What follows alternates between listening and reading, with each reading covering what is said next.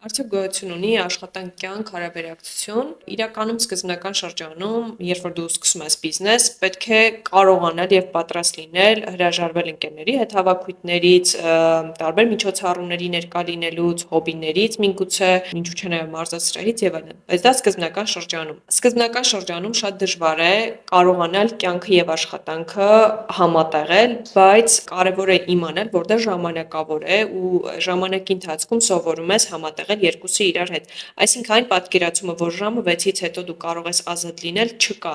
Պետք է պատրաստ լինել 24/7 հասանելի լինելուն, պետք է պատրաստ լինել 24/7 աշխատելուն, ինչ-որ միջոցառումներից բացակայելուն, ընկերներին քիչ տեսնելուն եւ ժամանակի ընթացքում արդեն կարողանում ես, երբ որ քո ստեղծած բիզնեսը դառնում է համակարգ, որոշ չափով, չեմ ասում ամբողջական, դու կարողանում ես հետ բերես քո կյանքի հին տեմպը կամ միգուցե ավելի լավ տեմպ ու այստեղ շատ կարեւոր է չհուսահատվելը եւ համբերություն ունենալը, որովհետեւ եթե դու ուզում ես ունենալ սեփական բիզնես, առանց համբերության դա ուղղակի անհնար է։